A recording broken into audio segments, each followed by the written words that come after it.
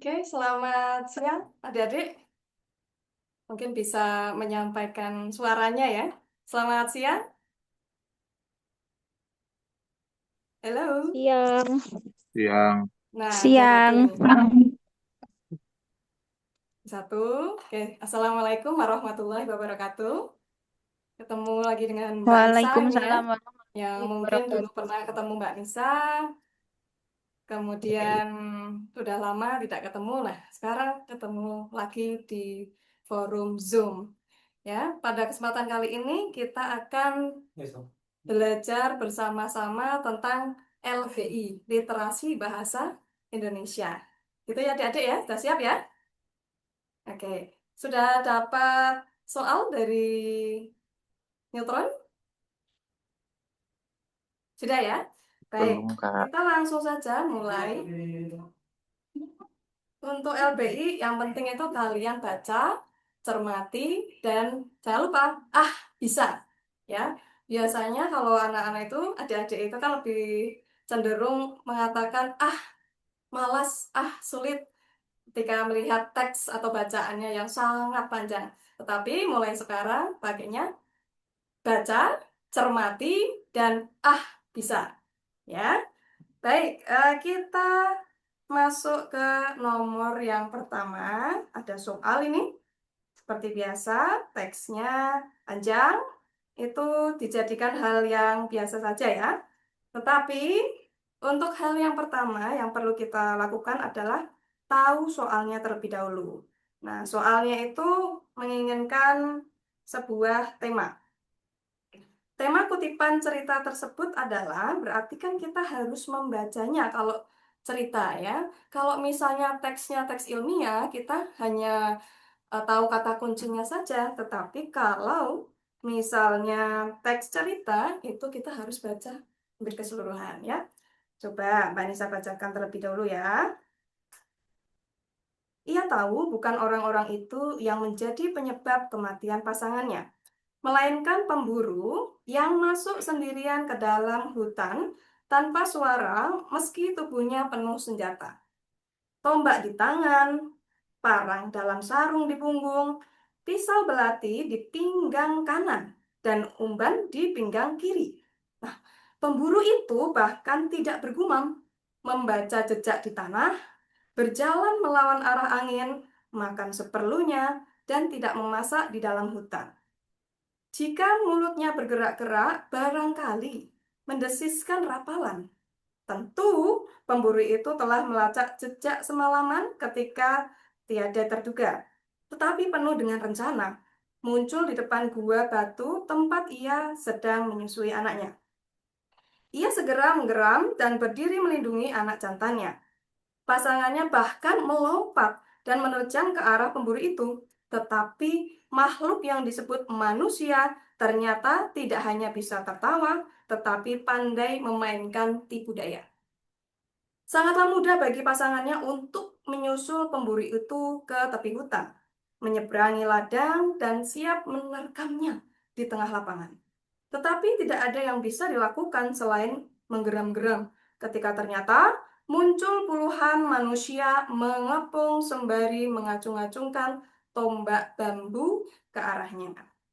Nah, pasangannya mencari celah, berputar-putar dalam kepungan yang semakin merapat, sampai hampir semua tombak itu menembus kulit lorengnya.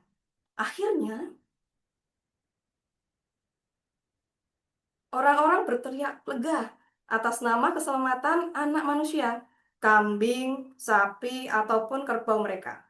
Meski dalam kenyataannya kambing, sapi, dan kerbau di kampung itu lebih sering diambil, dibantai, dan dikuliti kandangnya sendiri oleh para bapak maling berkemahiran tinggi. Kawanan bapak maling datang lewat tengah malam mengendarai mobil box dengan mantra dalam campuran bahasa asing dan bahasa daerah yang tidak pernah digunakan lagi. Mereka menyirap seisi rumah yang di kampung itu jaraknya saling berjauhan. Pagi harinya hanya tinggal isi perut ternak berserakan dengan bau anyir darah di mana-mana. Kambing yang diterkam penghuni rimba jumlahnya tidak seberapa dibanding pencurian ternak dengan mobil box. Itu pun bila terjadi karena kelalaian pemiliknya. Jika tidak jika tidak pintu kandang terbuka, sering diikat begitu saja di luar kandang, sehingga menjadi sasaran empuk makhluk pemangsa dari masa ke masa. Bahwa bayi manusia seperti akan menjadi mangsa itulah yang mengubahnya. Akhirnya, terbunuh si Embah ini. Selesai sudah. Belum. Pemburu itu tidak berteriak, tetapi pengaruhnya lebih besar dari segala teriakan. Belum, kita baru saja merajamnya begitu rupa sampai kulitnya tidak bisa kita jual. Tapi ada yang mengatakan masih ada betinanya dan masih ada anaknya. Gitu ya. Oke. Nah, yang ditanyakan adalah tema. Tema itu lebih ke pokok cerita secara keseluruhan.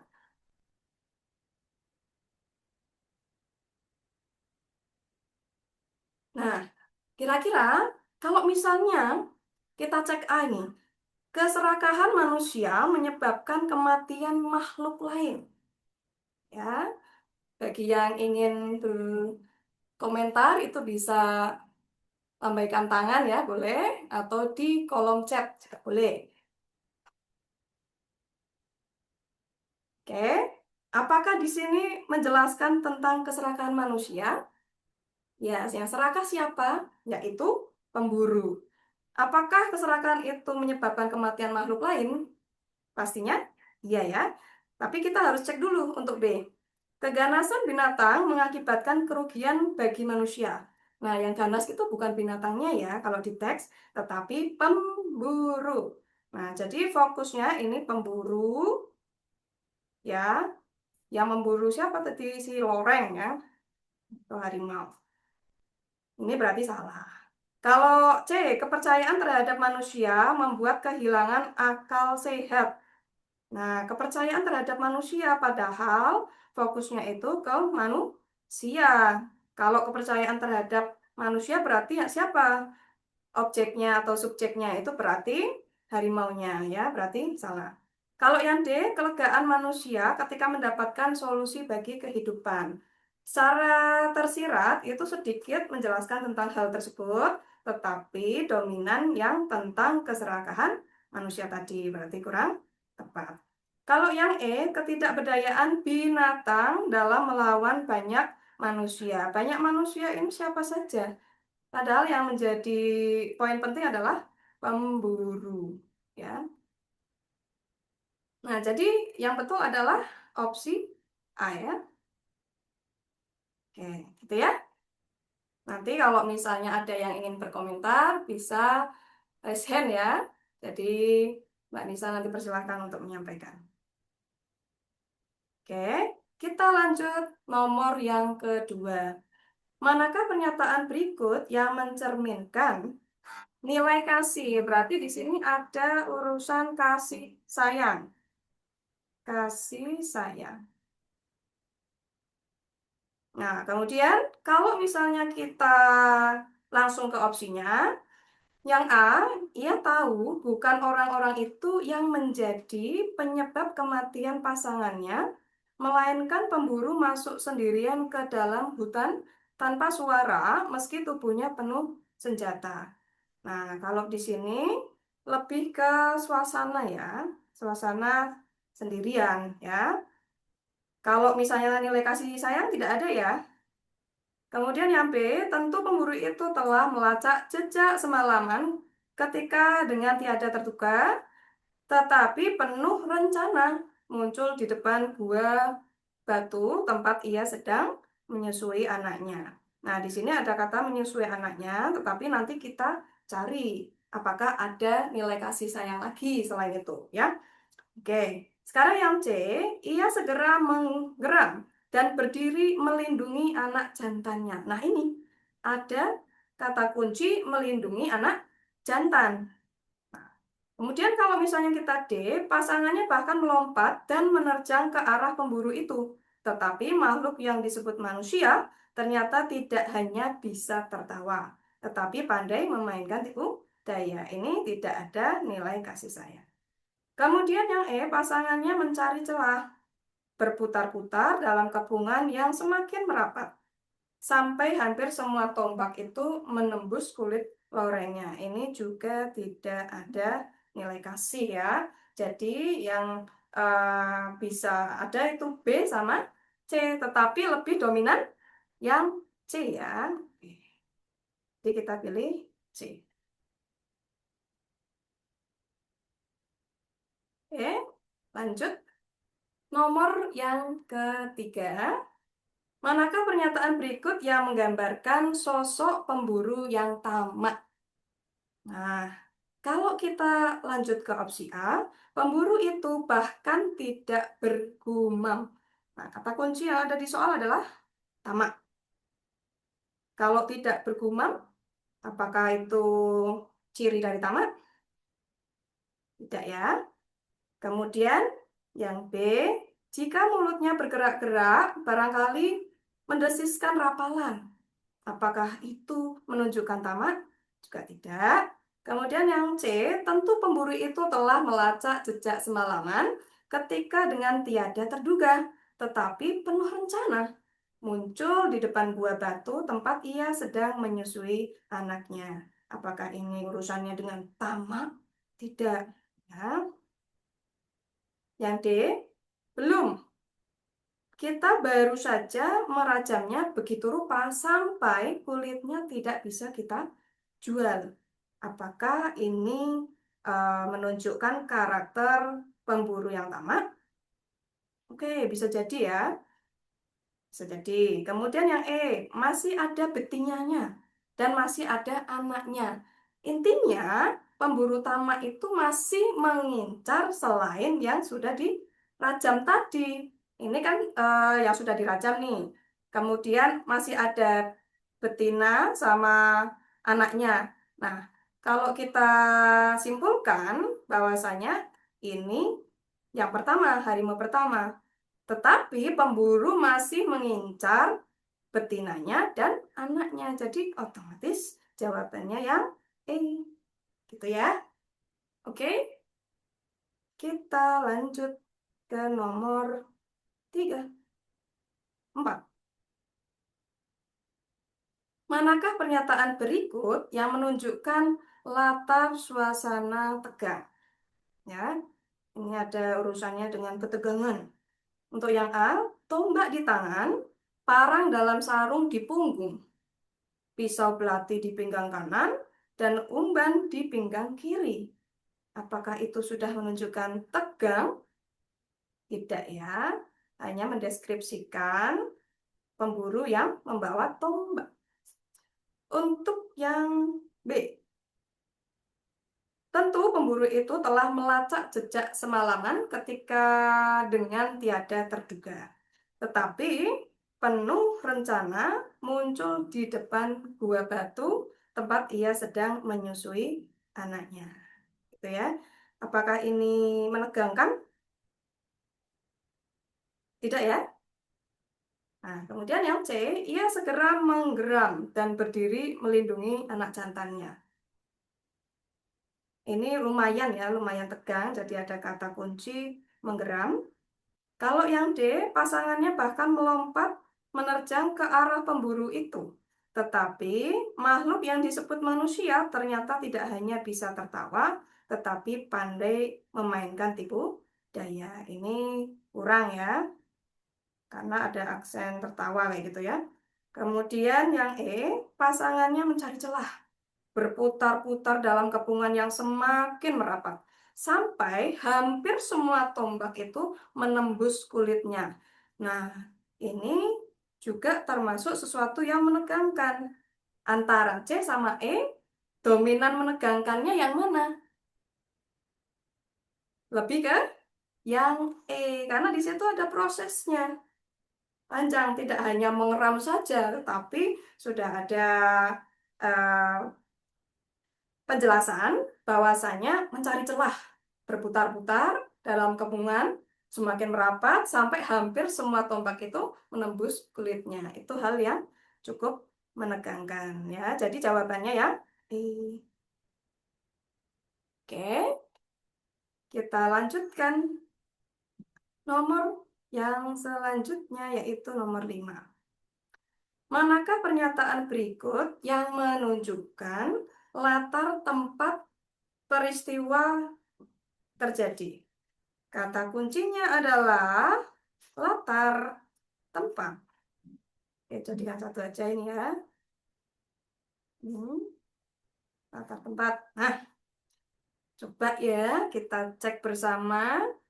Yang A, ia tahu bukan orang-orang itu yang menjadi penyebab kematian pasangannya, melainkan pemburu yang masuk sendirian ke dalam hutan tanpa suara meski tubuhnya penuh senjata. Adakah yang menandakan latar tempat? Ada ya, ini ada ke dalam hutan. Oke, tapi kita cek dulu untuk yang B. Yang B, membaca jejak di tanah, berjalan melawan arah angin, masuk seperlunya, dan tidak memasak di dalam hutan. Nah, di sini kan ada di tanah, ya. Kemudian di dalam hutan. Yang C, tentu pemburu itu telah melacak jejak semalaman ketika dia terduga, tetapi penuh rencana muncul di depan gua batu, tempat ia sedang menyusui anaknya. Oke, ada di depan gua batu. Yang D, pasangannya mencari celah berputar-putar dalam kepungan yang semakin merapat sampai hampir semua tombak itu menembus kulit lorengnya. Apakah ini ada keterangan tempatnya? Tidak ada. Nah, langsung kita ke E. Pagi harinya hanya tinggal isi perut ternak berserakan dengan bau anyir darah di mana-mana. Walaupun ini di mana-mana tetapi kurang pas ya. Jadi ini salah. Nah, kita seleksi nih di antara ketiga opsi yang ada. Kalau misalnya kita cek lagi tentang yang A, ia tahu bukan orang-orang itu yang menjadi penyebab kematian pasangannya, melainkan pemburu yang masuk sendirian ke dalam hutan. Itu hanya sebuah cerita, ya. Jadi dalam hutan itu hasil dari penceritaan orang, ya. Di sini itu hasil penceritaan orang. Bukan dalam artian berada di hutan itu bukan, ya. Berarti yang A kurang tepat. Yang B sekarang, membaca jejak di tanah, berjalan melawan arah angin, makan seperlunya dan tidak memasak di dalam hutan. Ini juga sama, penceritaan orang ya. Ini lebih ke nasihat nih, ya. Nasihat yang disampaikan. Ya, jadi petuah seperti halnya dengan petuah. Itu ya, jadi itu bukan berarti berada di tanah gitu ya. Berarti otomatis B itu salah. Kemudian untuk yang C, tentu pemburu itu telah melacak jejak semalaman ketika dengan tiada terduga, tetapi penuh rencana muncul di depan gua batu tempat ia sedang menyusui anaknya. Di situ ada kata kunci ia, tempat ia sedang menyusui anaknya, berarti masih berlangsung di situ di depan gua batu. Otomatis latar tempatnya adalah yang C. Begitu ya. Bisa dipahami ya. Lanjut, kita ke nomor 6.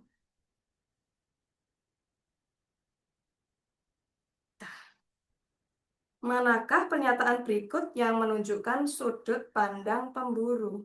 Ini ada sudut pandang pemburu. Berarti kita fokusnya sama pemburu ya. Nah, ini ada akhirnya selesai sudah, belum. Nah, berarti kita harus kembali ke teks. Yang pertama apa ini? Kita cari akhirnya. Akhirnya, sebentar. Nah, oh ini, sini ya. Ada akhirnya.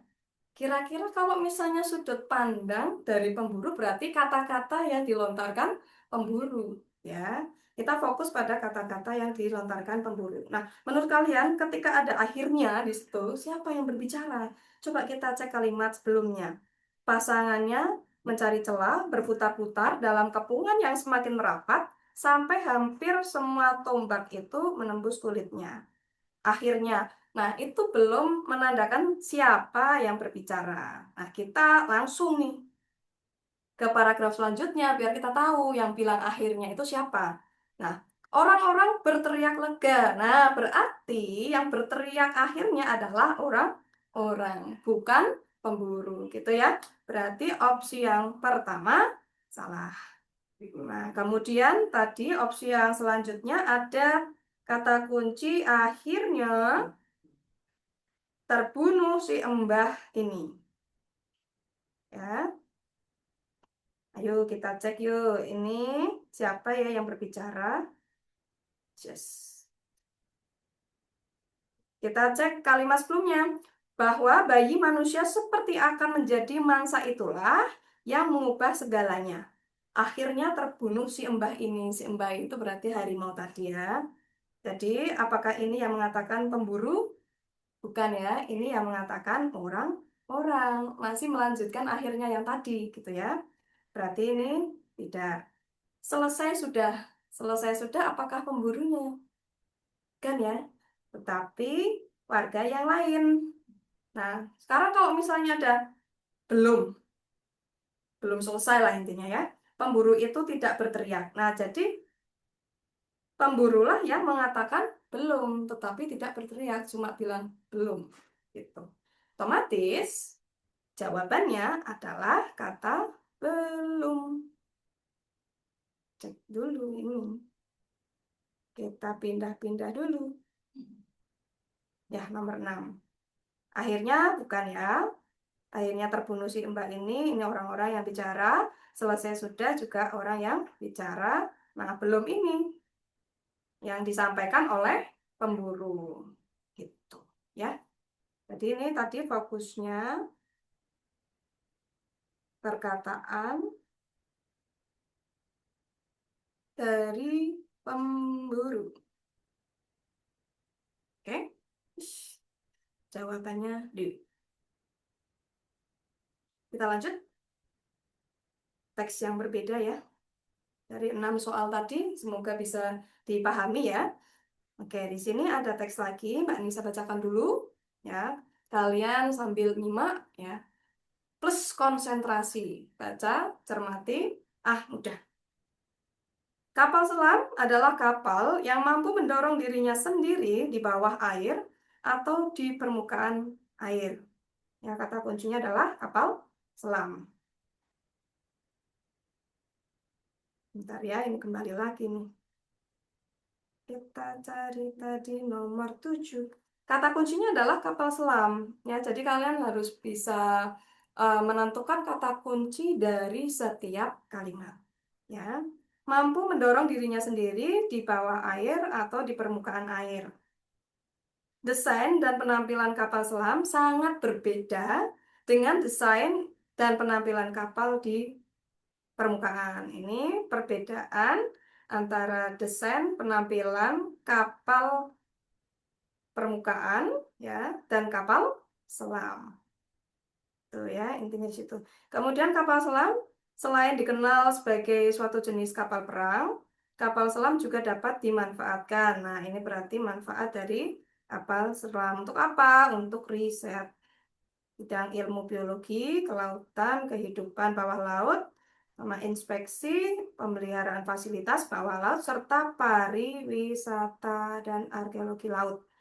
Nah, bentuk dasar kapal selam umumnya menyerupai silinder. Berarti kata kuncinya itu menjelaskan bentuk silinder dengan ujungnya berbentuk ujung setengah bola kerucut kayak gitu ya.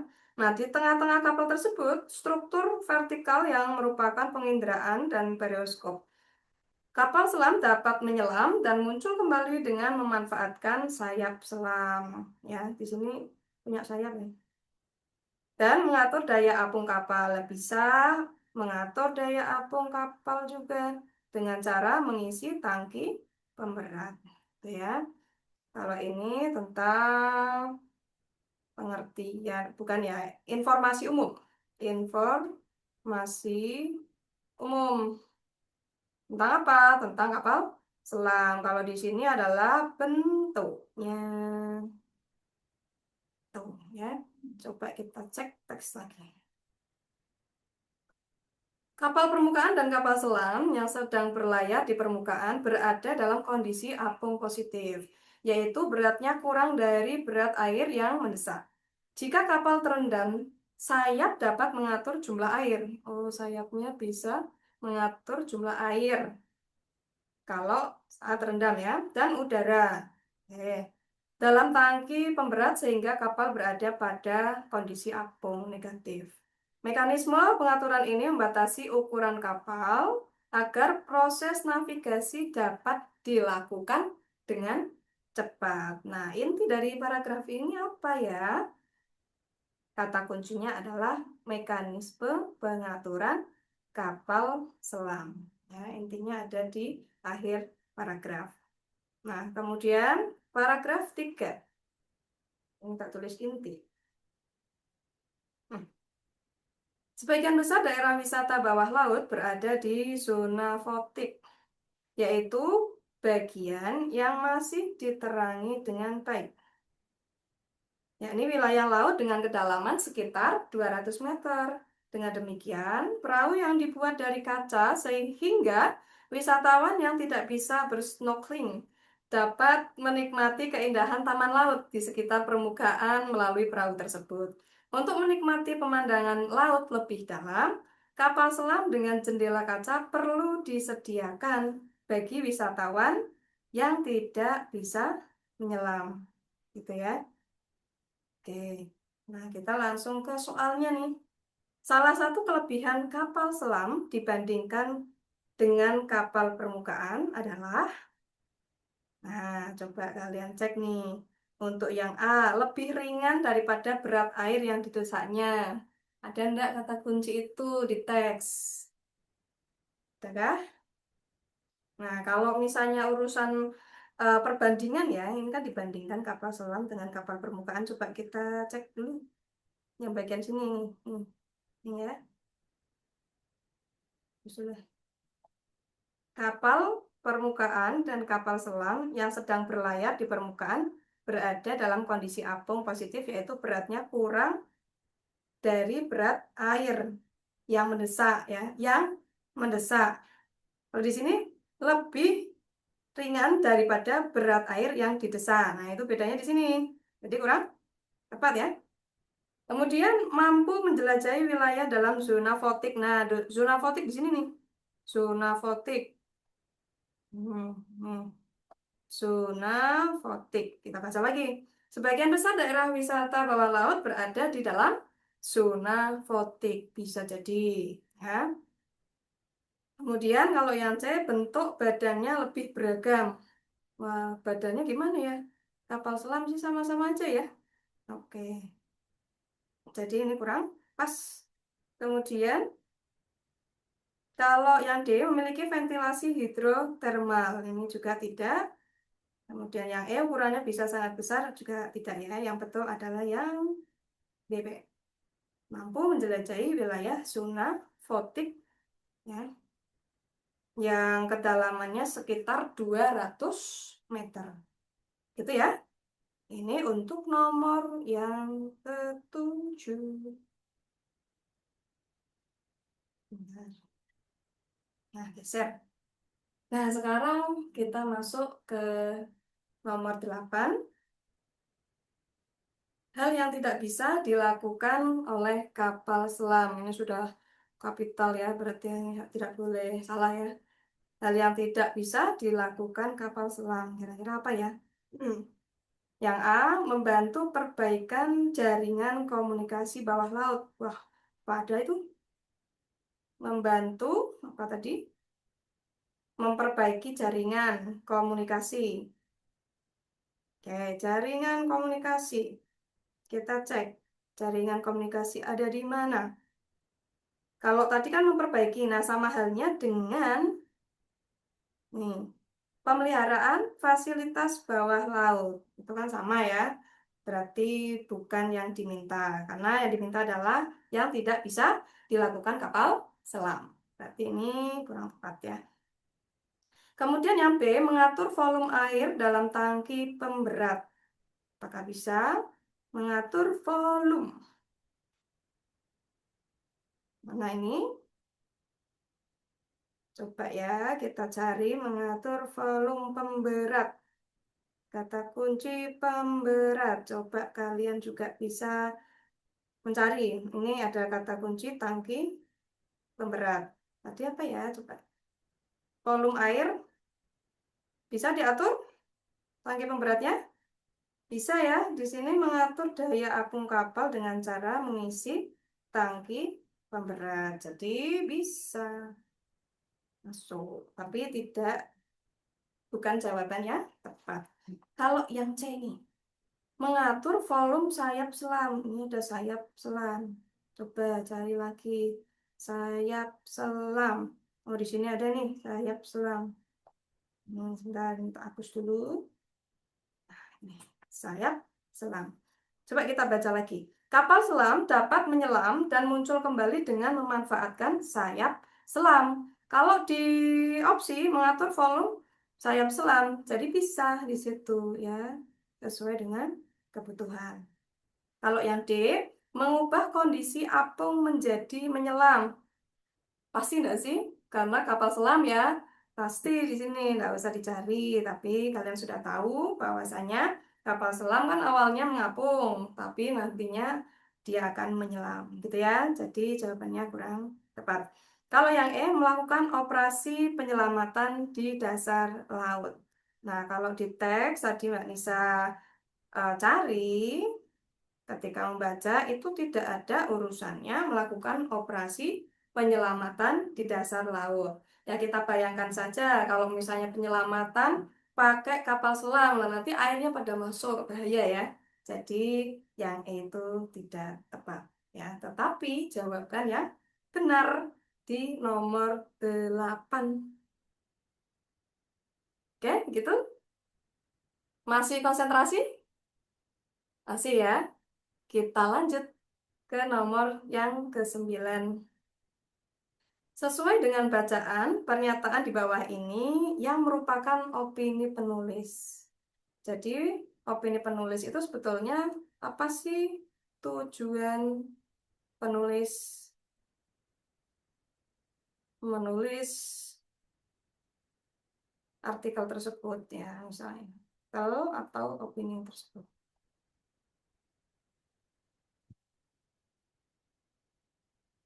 Ya. Jadi fokusnya kemana? Ya, fokusnya itu kemana? Coba kita cek. Yang A, perlunya mempertahankan keanekaragaman hayati Indonesia. Padahal tadi yang kita bahas adalah kapal selam. Sebenarnya yang paling mudah itu ya, pokoknya yang ada kapal selamnya. Kalau A, tidak ada kapal selam. Fokusnya tadi kapal selam. Ya, coba. Kalau yang B, perlunya menyediakan kapal selam dengan jendela kaca bagi wisatawan. Ya, di paragraf terakhir menjelaskan tentang wisatawan ya. Bisa jadi karena di sini juga menjelaskan tentang kapal selam. Oke, tapi kita cek dulu untuk yang C. Keharusan menyediakan peralatan snorkeling dan diving bagi wisatawan. Oke, padahal ini fokusnya apa tadi? Kapal selam, berarti salah. Yang D, keharusan mengembangkan penelitian kelautan di Indonesia. Otomatis salah. Kalau yang E, perlunya wisatawan menikmati suasana kedalaman laut dengan diving. Ini juga salah. Berarti kita harus fokus pada intinya, yaitu kapal selam. Ini Mbak bisa tambahkan fokus inti. Mbak Nisa kok sukanya hijau ini? Ganti merah ya. Oke, lanjut. Ini ada teks baru, ya, teks yang ketiga. Kita cek dulu soalnya ya. Pernyataan tentang sepak takraw. Sepak takraw. Bentuknya gini. Bentar ya. Tentang sepak takraw. takraw.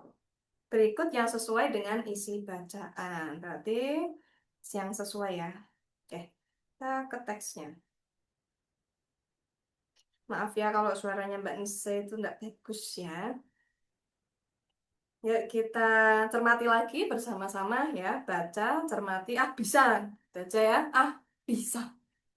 Sepak takraw adalah permainan bola kecil yang memadukan setidaknya dua teknik olahraga populer, yakni voli dan sepak bola. Jadi intinya sepak takraw, permainan bola kecil, memadukan apa? Teknik ya di sini teknik bukan olahraganya tetapi teknik olahraga populer yaitu voli dan sepak bola. Istilah sepak takraw tersusun dari dua bahasa. Ini intinya bahasa ya. Sepak yang berarti menendang itu dalam bahasa Melayu. Melayu ya. Dan takraw yang berarti bola rotan. Bahasa mana? Thailand. Jadilah sepak takraw. Olahraga tradisional ini punya permainan mirip bola voli, hanya mirip. Namun dalam aktivitas permainannya menggunakan kaki, ya. Jadi bermainnya menggunakan kaki.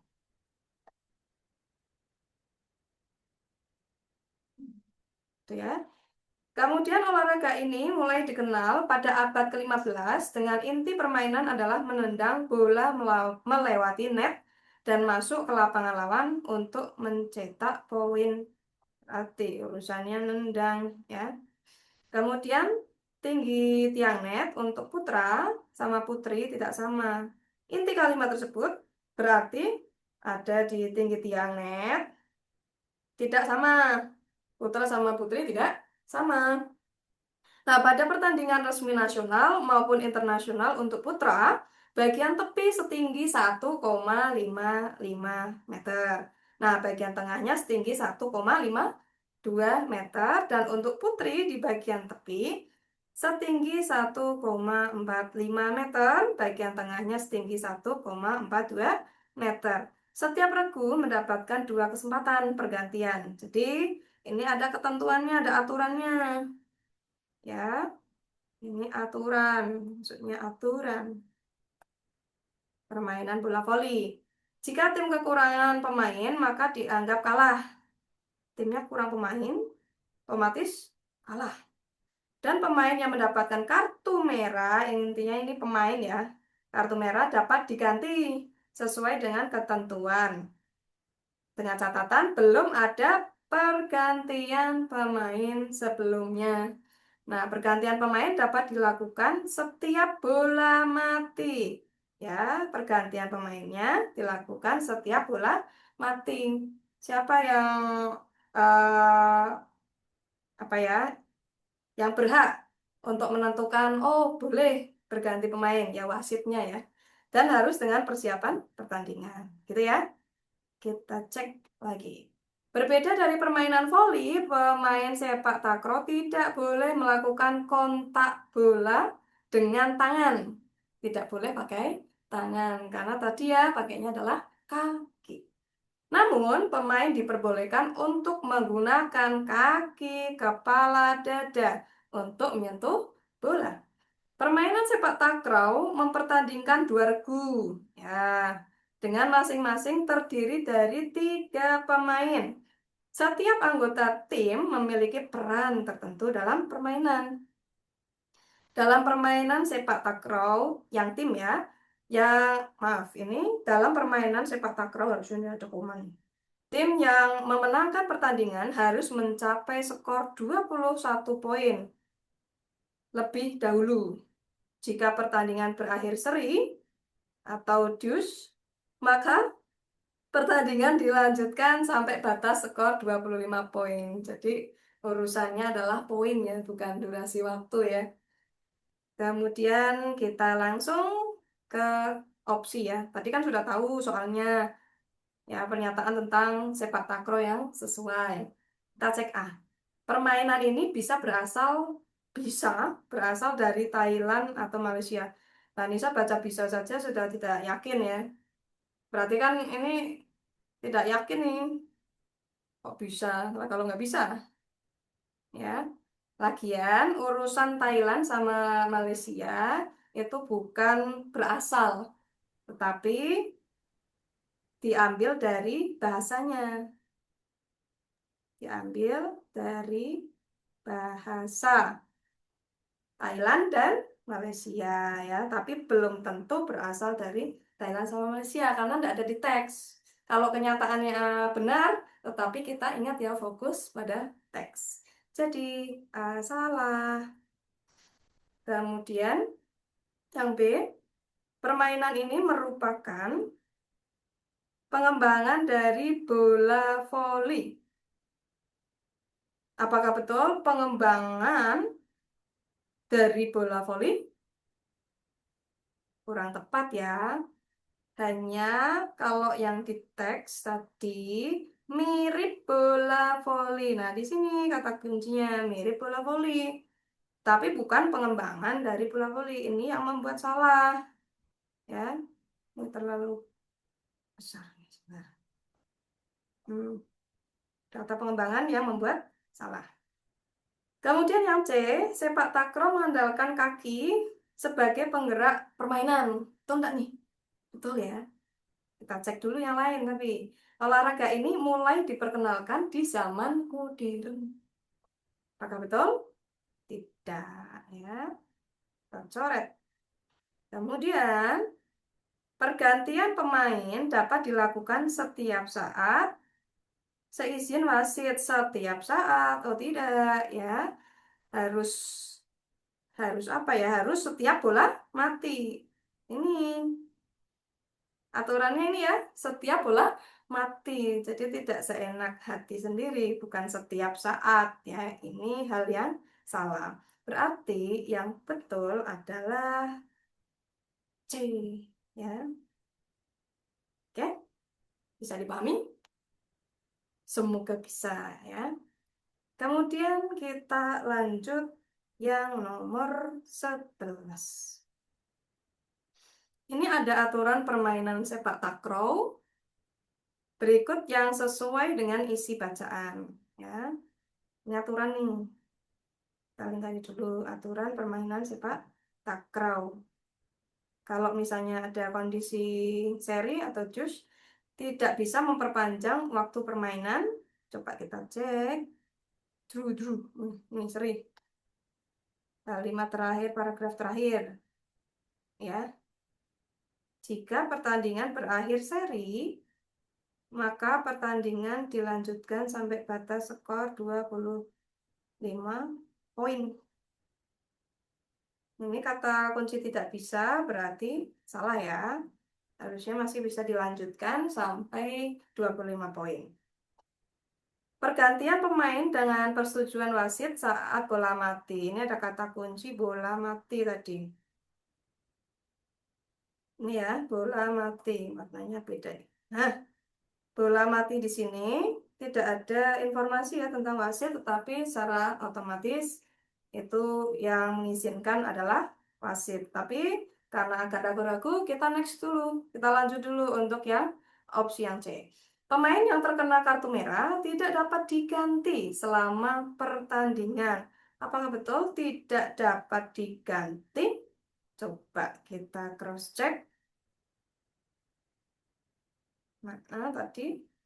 Nah, yang dapat kartu merah dapat diganti ya.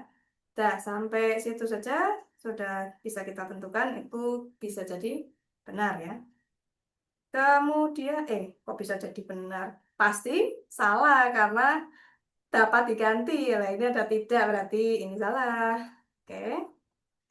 Yang D, pemain dapat diganti setiap saat selama pertandingan. Ya tidak bisa ya masuk setiap saat nanti tidak selesai-selesai. Lanjut. Yang E, kontak tangan dengan bola dimungkinkan dalam keadaan darurat. Tidak boleh ya. Tidak boleh pakai tangan walaupun mirip volley. Otomatis jawabannya adalah yang B ya. Oke, bisa dipahami? Oke, kalau sudah, nah bisa lanjut nomor 12. Pernyataan yang tepat tentang permainan sepak takraw. Oke, berarti yang tepat ya, jangan lupa. Yang A, permainan yang mendapatkan kartu merah dapat diganti jika belum ada pergantian pemain. Oke, di sini ada permainan mendapatkan, kok permainan? Harusnya apa? Pemain ya. Belakangnya benar, tapi kok di sini permainan harusnya pemain. Salah ya berarti ya. Hmm. Kemudian yang B, untuk tim putri, tinggi net sisi samping dan sisi tengah sama. Hah, ini putri ya. Kita cek dulu. Tim putri, tinggi net sisi samping sama sisi tengah sama enggak ya? Coba kita cek ya. Tinggi net, tinggi net. Nah, ini urusannya dengan tinggi net. Putra, putri tidak sama, tapi yang ditanyakan tadi putri ya. Coba kita cek yang putri. Nah, ini putra, ini putra, putrinya di sini ya.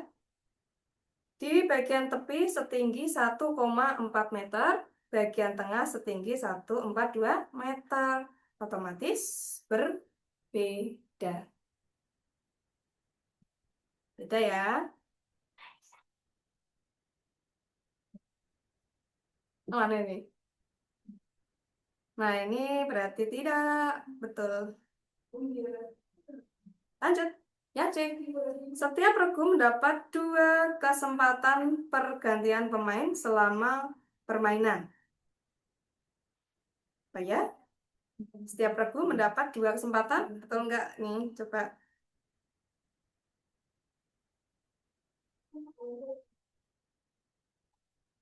Nah, ya. Tidak ada ya. Bentar. Regu mendapat 2 kesempatan pergantian pemain selama permainan.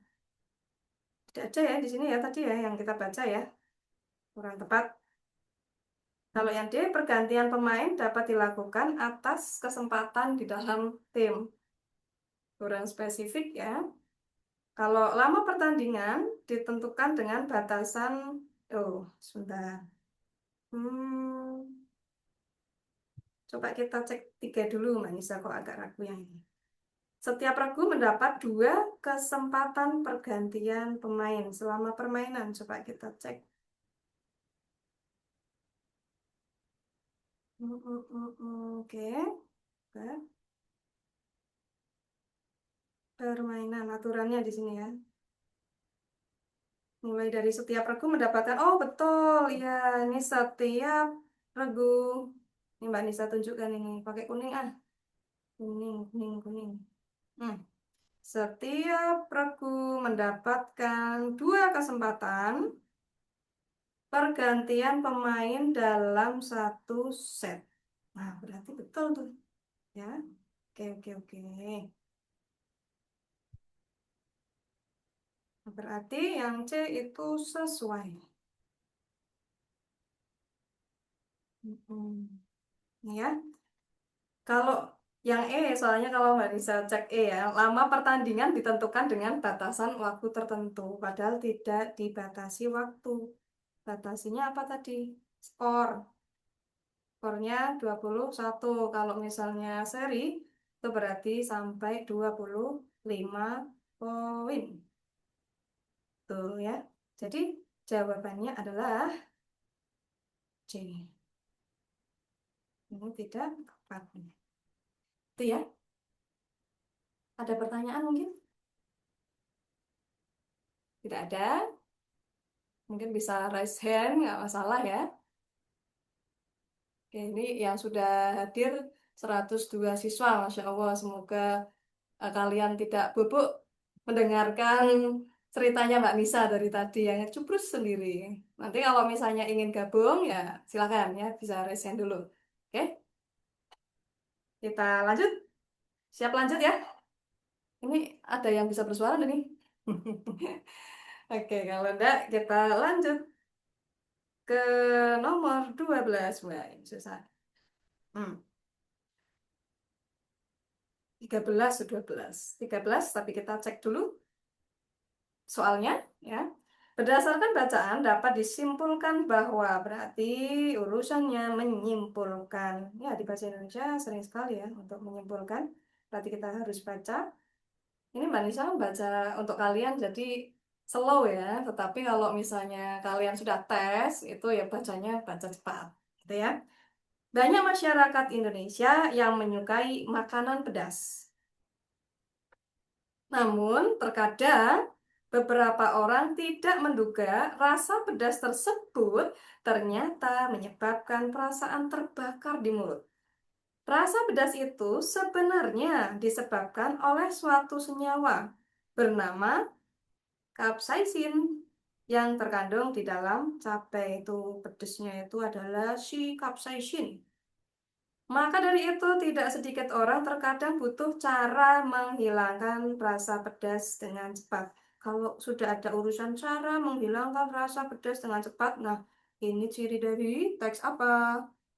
Teks prosedur. Ya, lanjut ah. Minum air putih adalah cara yang umum. Oh, cara yang umum adalah minum air putih. Dilakukan orang-orang untuk mengatasi rasa pedas. Namun, cara tersebut tidak selalu berhasil mengusir pedas. Tidak selalu berhasil ya. Cabai yang terlanjur dimakan akan meninggalkan rasa pedas yang cukup lama. Meskipun telah minum cukup banyak air putih. Oke. Sama sih ya, kita juga kalau misalnya kepedasan minum air putih tapi tetap saja masih pedas. Penggunaan air dingin, ini ada kata kunci air dingin, ada kunci air hangat, juga sama saja.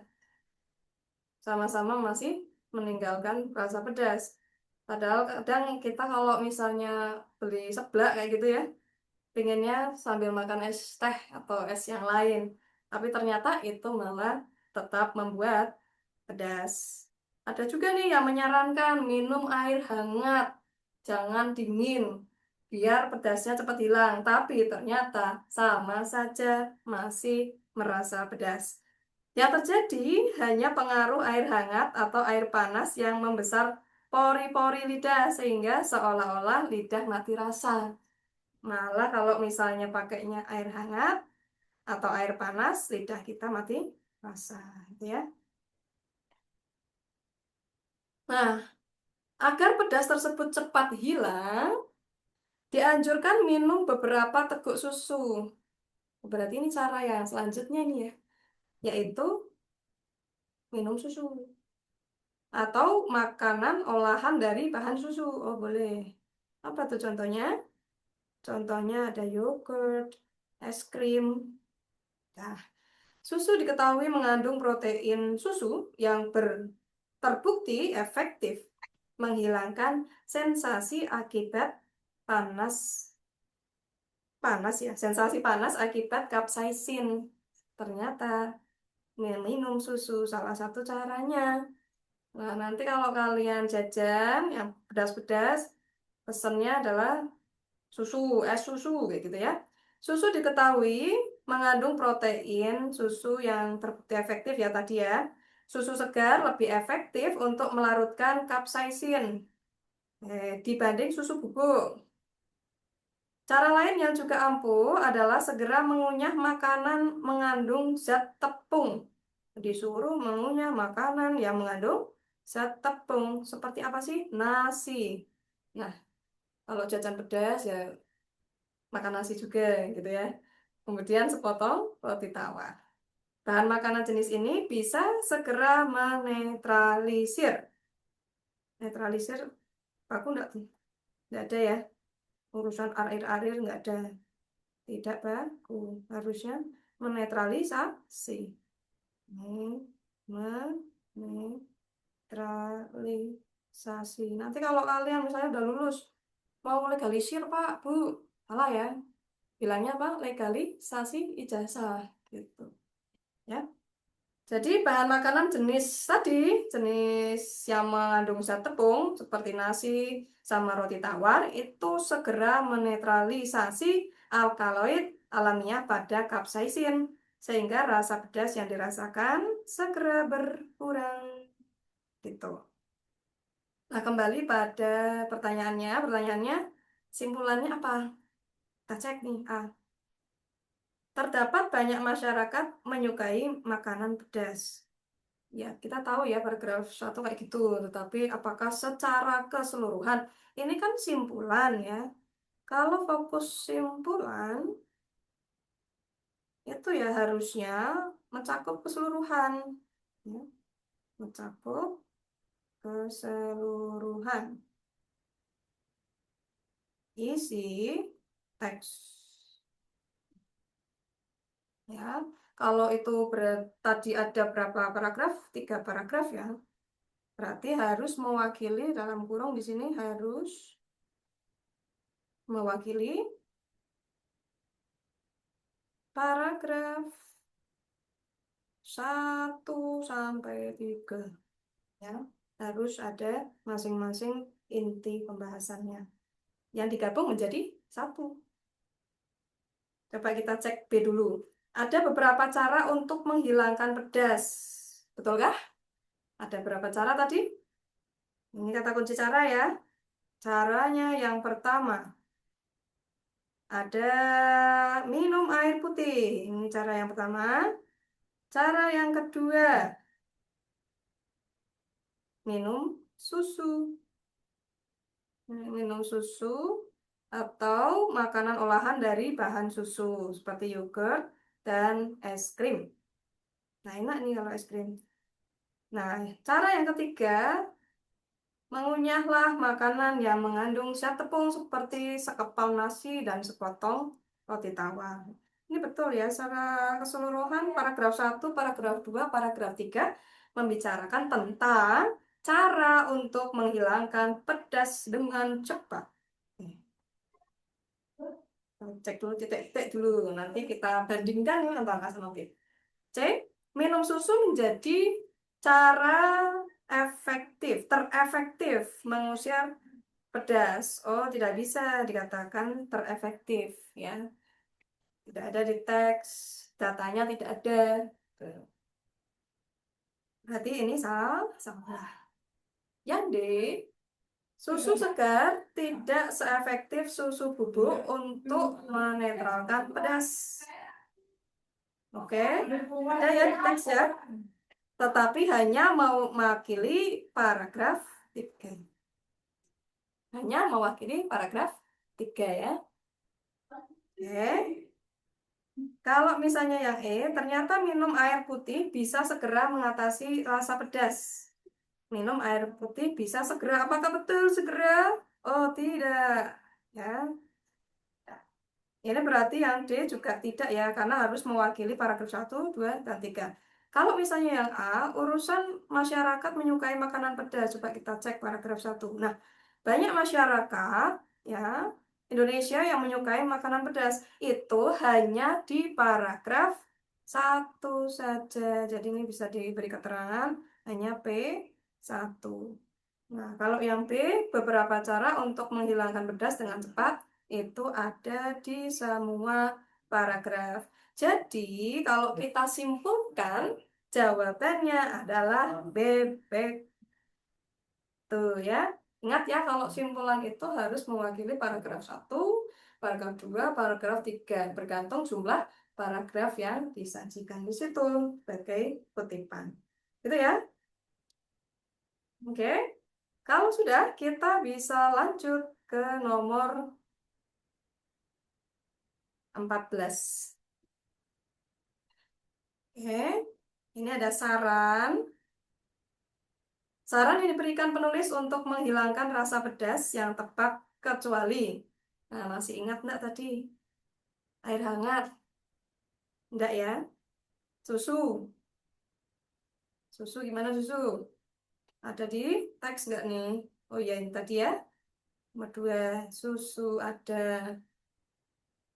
Yogurt. Nah, ini temannya tadi ya. Ada es krim.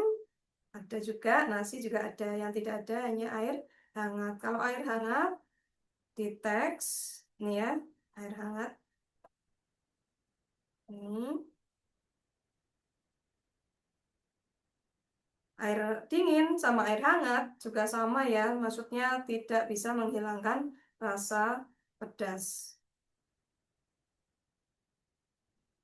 Sebentar, ini rewel. Dah, berarti fix ya. Jawabannya A. Lanjut, 15. Ini terakhir ya untuk literasi bahasa Indonesia. Nanti sisa waktu setengah jam kita spill-spill untuk materi PPU. Ya, katanya PPU susah Mbak Nisa. Ya, padahal kalau di PPU itu kan teksnya singkat, padat, jelas kayak gitu ya. Tetapi banyak teori-teori yang terkandung di dalam PPU. Jadi kalau misalnya kalian makna yang sama. Itu kalau misalnya dimaknai semua, rasanya semuanya sama. Tetapi nanti kita harus pakai teorinya dan cara cetaknya ya. Kita lanjut ya untuk yang nomor 15 dulu. Manakah pernyataan berikut yang menunjukkan fakta? Ingat fakta. Cirinya. Yang ciri telah terjadi. Kemudian dapat dibuktikan kebenarannya.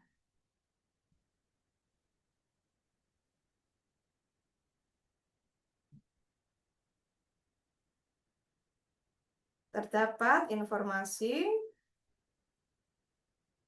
tempat, waktu, dan waktu ya.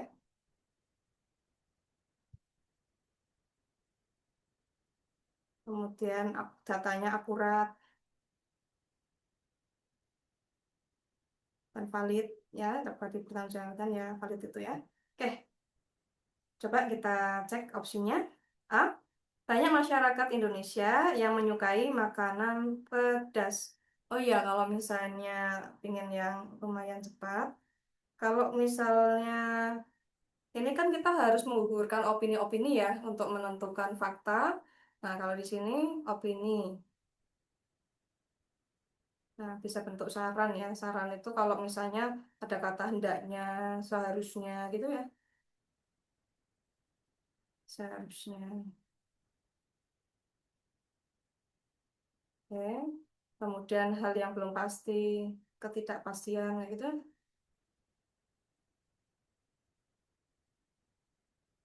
Ketidakpastian.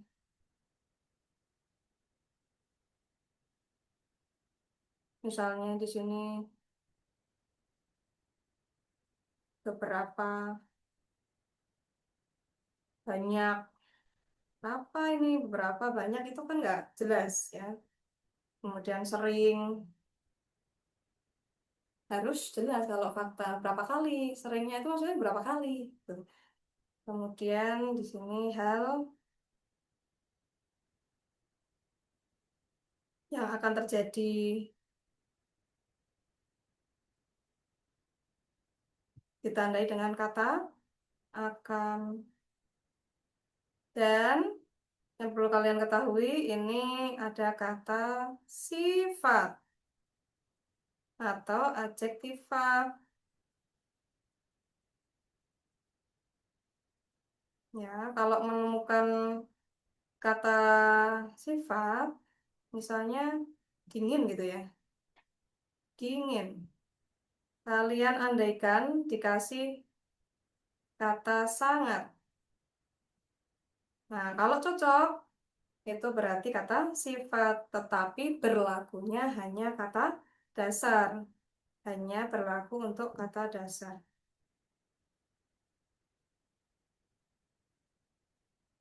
Hmm,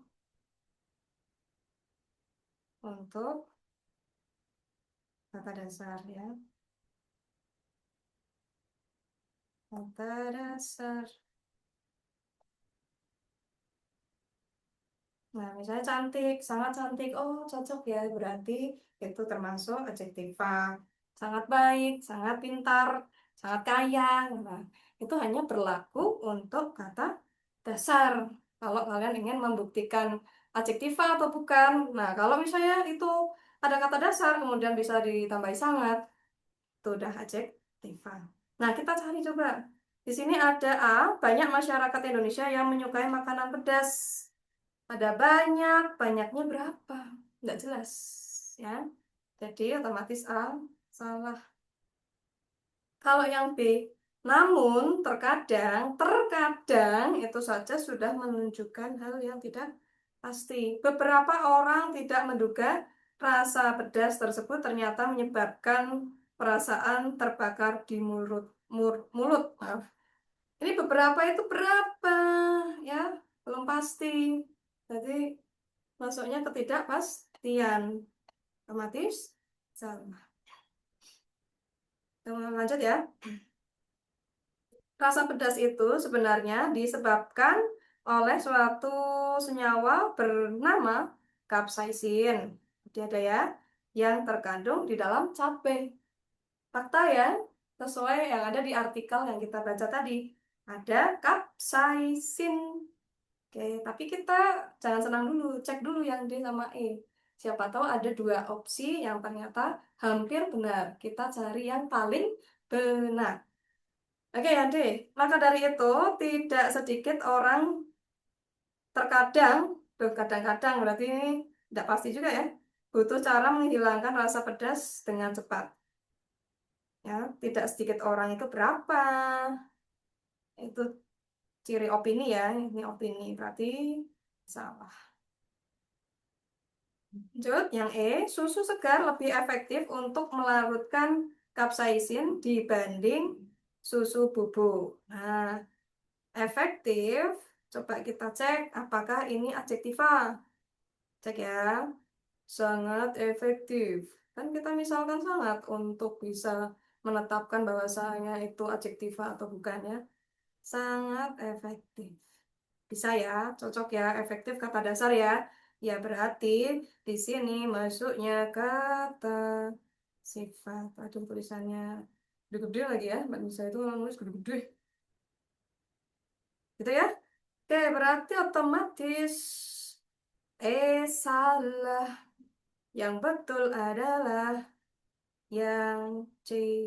Dari tadi kok banyak yang C ya? Oke, gitu ya. Ini untuk literasi bahasa Indonesia hari ini. Semoga bermanfaat dan terima kasih. Tapi itu belum ya, masih ada waktu. Waktu berapa ini? Ini masih 14.37. Kita spill-spill untuk yang PPU. Masih semangat? Ini 101 partisipan. Semangat ya. Ini ada Mbak Fatimatul Albatul. Ada juga. Terus siapa lagi ini? Coba bisa cross check dulu. Ada Adam, ada Afan, Aira. Ini dari berbagai sekolah mesti ya ini ya. Aska, Aldias, Amanda Sofa. Ini satu orang atau gimana ini ya? Amirul Ihsan, AMR. Entah siapa ini. Terus ada lagi Arista Widya dan kawan-kawannya ya. Ada 100, nah mungkin Mbak Nisa sebutkan. Semoga masih bertahan konsentrasinya. Coba Mbak Nisa sepil yang PPU. Apa-apa ya, walaupun hari ini katanya jadwalnya literasi, tetapi PPU pun penting. Mana ya? Coba. Ini ada pertanyaan nggak nih sebelum Mbak Nisa spill PPU? Siapa tahu ada yang ingin bertanya dari 101 siswa. Ya, kalau mau bertanya silakan. Sudah ada? Nah, ini ada beberapa soal PPU yang sudah Bu Nisa kebiasaan manggilnya Bu ya jadi. Tapi di sini Mbak ya biar kelihatan muda gitu. PPU itu pengetahuan dan penalaran umum. Coba kita cek soal yang pertama.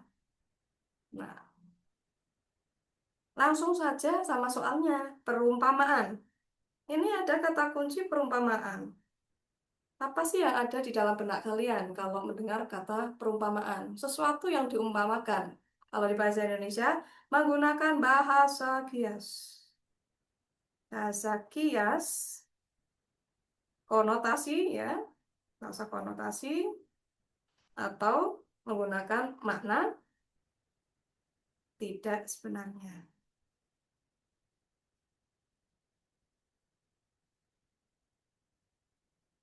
Ya, biasanya ada di majas.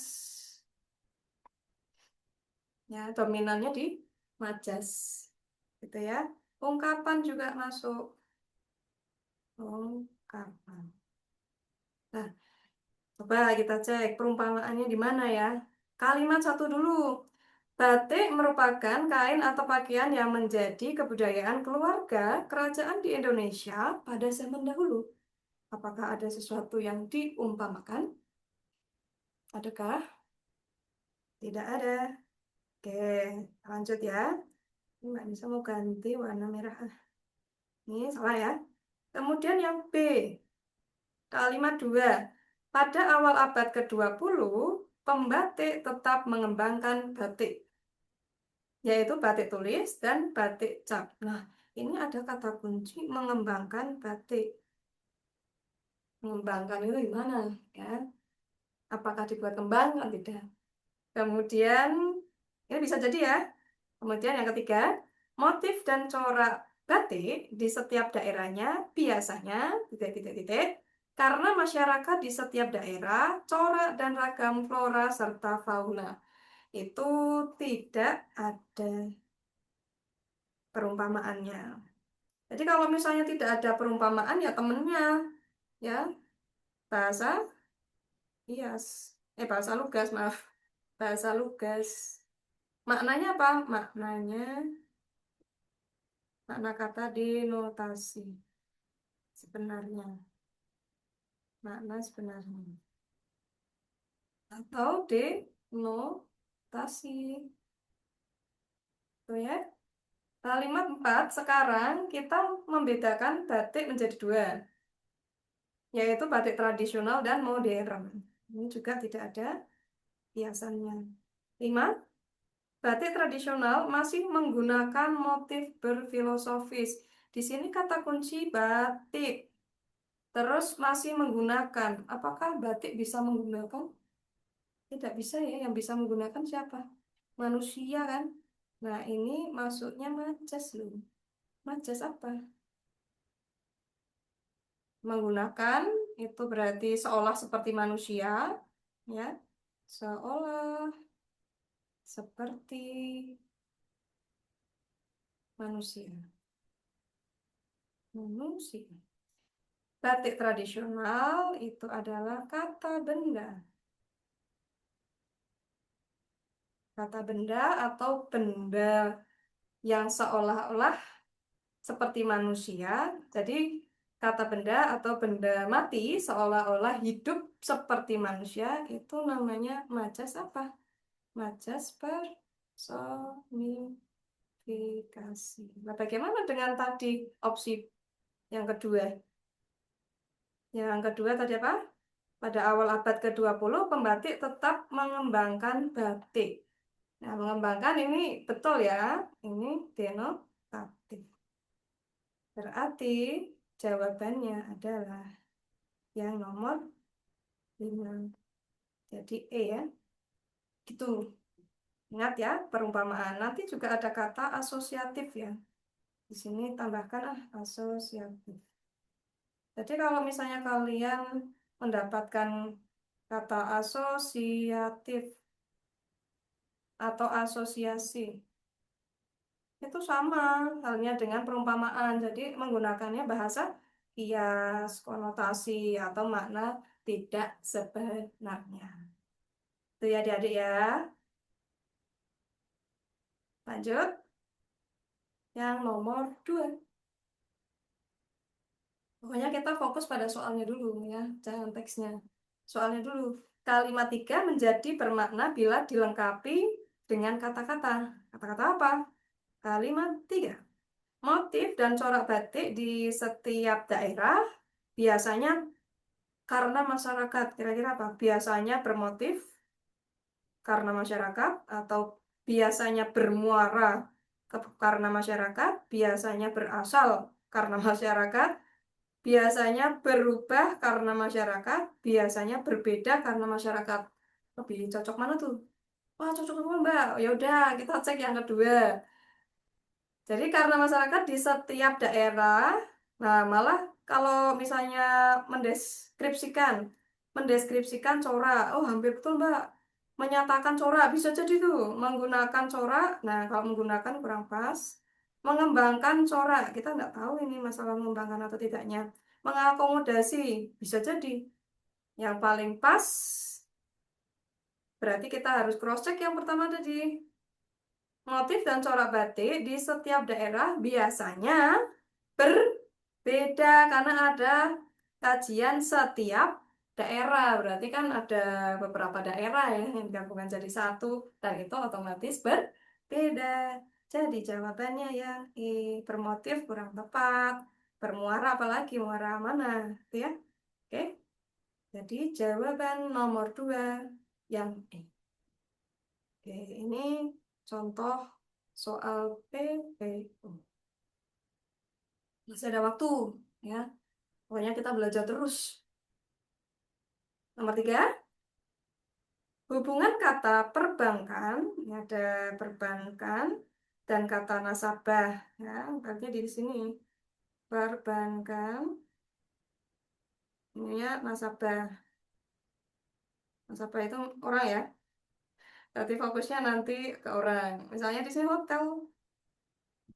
Mana yang menunjukkan orang? Restoran bukan orang, bisnis bukan, akomodasi bukan, ya. Hiburan bukan, pelanggan. Nah, ini manusia ya atau orang. Jadi jawabannya adalah yang I. Oke, bisa dipahami? Oke, kalau sudah lanjut lagi.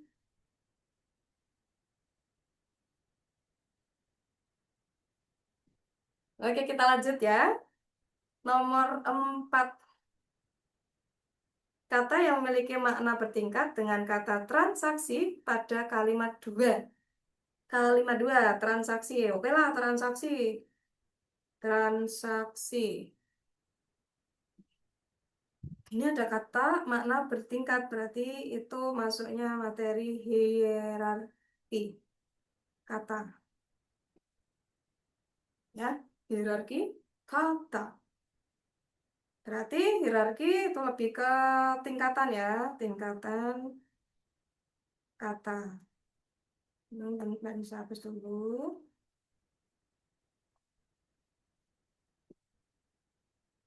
Ya, tingkatan kata. Ini nanti kalian belajar lagi materi SD ya, ada hipernim. Hipernim itu yang umum. Di bawahnya itu ada hiponim. Hiponim. Ini khusus, spesifik.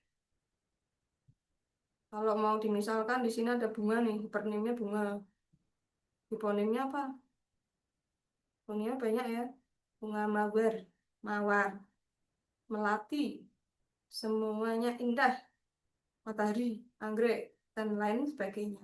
Jadi kayak turunannya ya. Nah, kalau misalnya masuk ke soalnya ini, transaksi. Transaksi. Nah, di bawahnya apa? Apakah transaksi aset? Oh, tidak ya, beda ya. Transaksi pembayaran tunai. Oh iya, bisa jadi. Satunya tunai, tunon, tunai. Jadi transaksinya hipernem, ini hiponem. Oke, secara otomatis ya. Jadi yang B, aset enggak, modal, beda urusan. Transaksi modal itu beda lagi ya. Itu malah sejajar nanti bisa jadi investasi, pasokan juga tidak pas. Jadi tunai. Itu tentang eh, tingkatan kata atau hierarki kata. Itu ya untuk PPU. Hmm. Oke, waktunya presensi ya. Kalian bisa mengisi Google Form yang sudah disediakan di kolom komentar. Ini 99 yang masih tersisa. Silahkan bisa mengisi daftar hadirnya. Ya,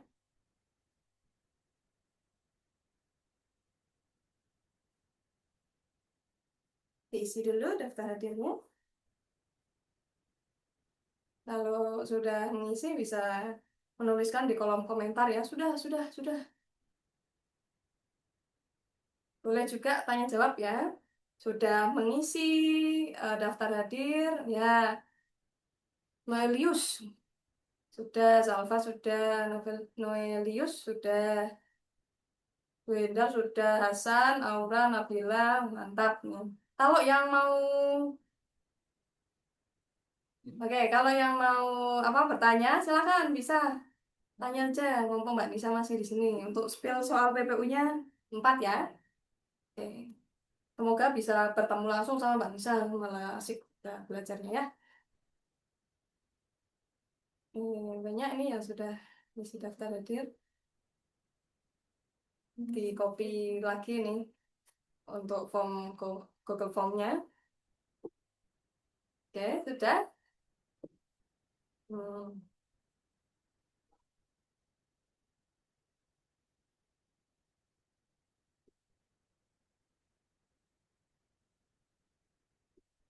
Ada yang mau bertanya? Tanyalah. Tanya di kolom komentar juga nggak apa-apa. Ini Mbak Nisa ngecek kolom komentarnya nih. Kalau langsung juga nggak apa-apa ya. Langsung Mbak Nisa, saya mau tanya. Rumahnya di mana ya? Nggak mungkin. Ya, tentang literasi sama PPU saja. Mbak Nisa, saya bingung. SPOK ini. Boleh.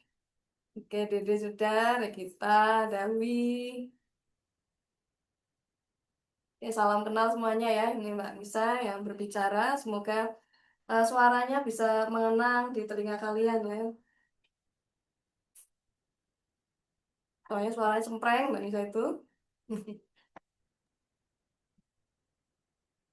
Ini 100 siswa, berarti ada 100 daftar hadir, daftar siswa yang sudah mengisi presensi.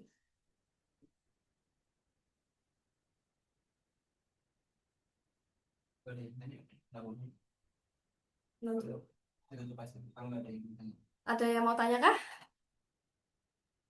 Tidak ada?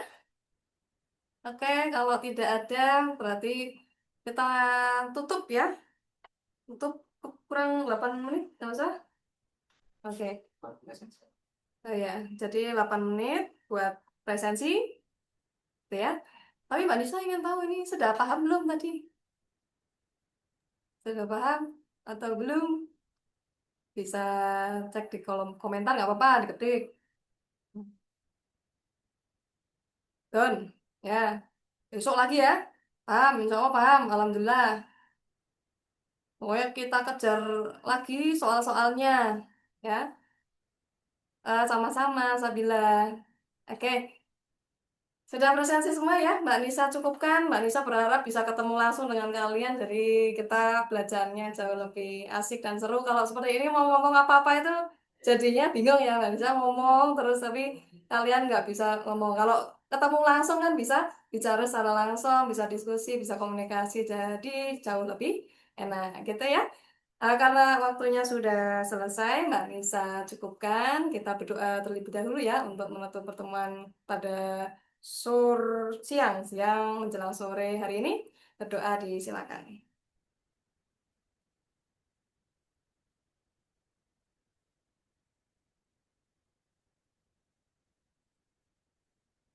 Doa selesai, seperti biasa ya adik-adik kalau misalnya selesai berdoa mau kemanapun, kalian selipkan doa yang kalian inginkan gitu ya.